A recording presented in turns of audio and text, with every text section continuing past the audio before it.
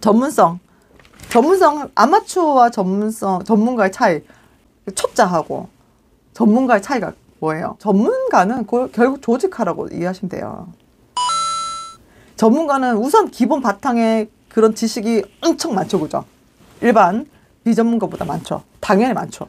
근데 그거 지식이 많은 것뿐만 아니라 어때요? 인출이 가능한데 어떻게 인출이 가능하냐? 안에 범주하고 체계화가 잘 돼 있다는 거야. 그래서 언제 어디서든 그거를 빨리 인출이 가능하다는 거죠. 그리고 선언 지식과 절차 지식이 같이 있다는 거예요, 이 사람들은. 상담에서도 여러분들 선언 지식으로만 가지고 할 수 없어요. 자두마사적으로 나와야 돼요. 어떤 태도에 있어서는 이 내담자가 뭔가 행동을 할 때, 하여튼 뭐 예를 들기 힘든데 하여튼 표정, 행동 이런 것들에 대해서 반사적으로 나오는 그런 것들 좀 있어요. 그 과장된 게 아니고, 그러니까 절제된 어떤 리액션이나 이런 것들 필요할 때 적게 들어가야 될 것. 선언 지식으로만 힘든 거죠. 같이 몸이 움직이게 될 거는. 그런 것들 여러분 되려면 어때요? 유연해야 돼요. 심리적 사고가. 그래서 전문성은 우선 체계화해야 된다. 체계화를 할 수 있는 방법은 뭐예요? 저처럼 이렇게 떠드는 거예요. 그죠? 언어화하는 거. 그 다음에 이거 못지않게 글로 쓰는 거. 저는 글로 쓰고 언어화하는 게 엄청난 힘이 있다고 봐요. 여러분들은 이렇게 보고 얼만큼 자기 생각을 체계화시키는지를 고민해 보세요. 그것에 우리가 되게 좋은 도구는 뭐냐면 바로 보고서죠. 보고서가 안 나오는 거에 대해서는 여러분들 고민하셔야 돼요. 그만큼 체계화가 안 돼 있고 전문성이 안 됐다는 뜻이거든요.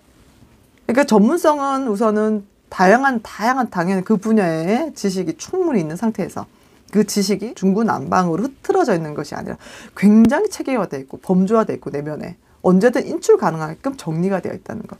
그 다음에 그게 자동화되어 있다는 거예요. 틱 누르면 나오는 거. 질문 딱 들었어. 그럼 자동화로 그러고 그것이 그냥 나와버리는 거예요. 그 이상심리 같은 거, DSM-5 같은 경우에는 되게 그 트리 만들기 되게 좋은 거거든요. 트리로 해서 그 DSM-5에서 크게 범주 나누고 소그룹 나누고 하는 것들 그렇게 나눠서 뭐 요거는 몇 개월부터 몇 개월까지 이렇게 범주화시키기 참 좋은 거예요. 그래서 왜냐면 DSM-5 자체가 범주화를 목적으로 만든 거거든요. 이렇게 외울 땐 여러분들이 이렇게 트리 형식을 만들든지 어떤 뭐 그래프를 만들든지 하면 좋아요. 뭐 결국은 전문가와 아마추어의 차이는 지식의 양, 그 다음에 체계화, 그 다음에 자동화. 자동화가 사용에 같이 포함되어 있죠. 언제든 인출해서 쓸 수 있는 거. 그래서 자조 모임이 그럴 때 더 중요한 거죠. 자기가 배운 거를 소통하는 거. 소통, 결국엔 언어화하는 건데 이렇게 소통하는 거예요. 그 다음 글 쓰는 것도 자기 혼자 쓰고 있는 게 아니고 어딘가 글을 써서 누군가 나눠보는 거. 그게 더 자기를 내적 지식을 체계화시키는 데 도움이 되죠. 자기가 엄청 열심히 수련을 하는데도 뭔가 실력이 안 는다. 뭔가 뜬구름 잡는 것 같다. 그러면 어쩌면 자기가 체계화가 되지 않는 건 아닐까. 체계화를 시키는 어떤 과정을 자신이 스스로 수련하지 않은 건 아닐까라는 고민을 해볼 수 있겠죠. 그죠?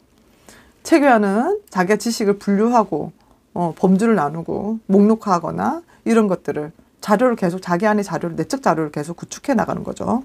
여기 보면 더 절망스러운 말이 뭐냐면 저기 뒤에 나와 있는데 자 전문가는 그래서 자기 도구만 빠지지 않을까? 그러잖아요. 그죠?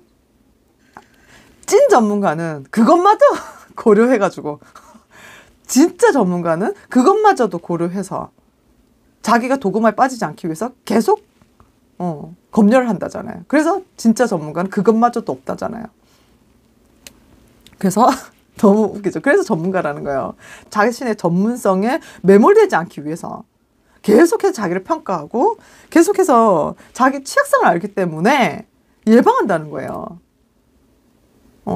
어쩌면 상담에 대해서 성공한 사람, 성공하지 못한 사람, 잘 성공하다가 나락으로 가는 사람, 이런 사람들에서 차이가 있지 않을까. 이런 분야에서 너무 자기 거를 확신해서 결국 왕의 DNA처럼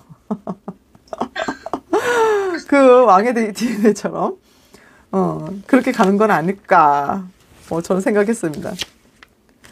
여기 보면 전문성을 특징 짓는 거 여기 보시면 476페이지 보면 기존의 스키마 그죠? 그 다음에 체계화 시간 사용, 얼마나 그 전문성을 위해서 투자하고 있는지, 시간을 효율적으로 투자하고 있는지, 그 다음에 문제를 어떻게 표상하고 있고, 그 다음에 작업 방향을 어떻게 잡고 있고, 방향성, 그죠? 어떤 방향성을 갖고 가는지, 그 다음에 전략, 얼마나 자동화가 돼 있고, 효율성, 어려움을 얼마나 예측하고, 아이고, 또 자기 감시. 아까 문제 해결 능력, 문제 해결 어떤 주기와 굉장히 밀접한 관계가 있죠.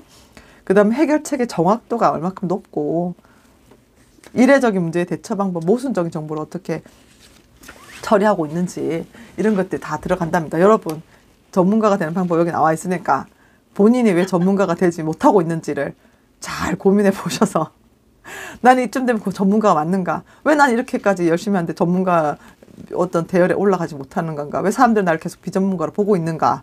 라고 했을 때 이런 것들이 필요하다. 장기 기억들을 전문가는 이제 갖고 있다고 또 생물학적으로 또 얘기했어요. 자, 창의적인 특징이 잠깐 얘기하면, 창의적인 거는 딴 거 없어요. 조잡하고 막 이런저런 생각 다 하는 게 창의적인 게 아니라 그 생각에 가치가 있는가를 보는 거예요. 그죠? 그래서 제가 왕의 DNA 그 영상 찍으면서, 당신의 아이가 창의적인 생각을 한다고 해서 그게 유용한 생각일 거라고 보장은 할 수 없다.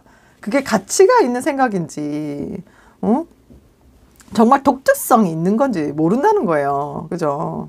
그래서 창의성은 독특성과 가치성을 보는 건데, 아이들이 무조건 IQ가 높다고 해서 창의력이 높다는 것도 볼 수 없고, 그 창의성이 있다고 해서 그게 가치 있는 거라고 볼 수는 없다는 거예요. 근데 막 그 부모들이 막 애들 5만 가지가 다 창의적이라고 생각하고 5만 것에 다 가치를 두니까, 아인슈타인, 뭐 아이작 뉴턴, 그 다음에 뭐 레오나르도 다빈치, 이 사람들 보면 어때요? 이 사람 성격이 창의적이지 않은 사람들보다 새로운 경험에 굉장히 개방적이고 수용적이고, 그죠? 그 다음에 자기 확신적이에요. 의외로. 그러니까 프로이트 같은 경우도, 그죠? 자기 이론에 태클을 못 달겠잖아요. 태클 달아도 내가 단다. 자기 혼자 막 분석하면서 고민하는 거예요. 그 다음에 충동적이에요, 이 사람들이. 생각보다 생각나는 거 바로 집행하고 실행할 수 있는 기능이 있다는 거죠. 그리고 야망도 있고 투지가 있다는 거예요. 그래서 언제든지 싸울, 제가 전가 나의 생각에서 언제든지 싸울 준비가 돼 있는 거지, 이 사람들이. 그 다음에 주도적이고 적대적이에요. 한마디로 뭐예요? 성질 더럽다는 거거든요. 이 성질 더러운 것들인가요? 성질 더러운데 똑똑해서 말을 못하는 인간들. 그러니까 뭔가 그래서 창의적이고 똑똑한 사람들에게는 어때요? 대부분 성질 갖고 뭐라고 하는 사람들이죠. 뭔가 꼬집고 까딱 꼬집어서 뭐라 할 말이 없으니까 성질 더럽다고. 그래서 아인슈타인, 뭐 다빈치, 그 다음에 뉴턴 같은 사람들은 성질 더러웠나 봐요. 그래서 그런가 보다 하고 읽으세요. 근데 이것을, 그래서 그 사람들이 뭐 왕의 DNA 하면서 걔네들 떠받들어 이렇게 한 것 같은데, 결과적으로 이런 사람들은 어때요? 10년 이상 그 분야에 굉장히 오랫도록 연구를 했고, 아주 우연한 것 같고, 이 사람 그 놀라운 이론이나 발견을 했다는 거거든요. 그러니까 운이 굉장히 작용했다는 거예요. 한우만 열심히 파다가 우연한 계기로 그게 발견됐다는 거거든요. 근데 그거는 누구에게도 허락될 수 있는 거예요? 허락될 수 없죠. 그래서 뒤에 보면 창의성은 결국은 기존에 있던 것을 재활용하는 거다. 다시 사용하는 거죠. 다른 방식으로 사용하는 거.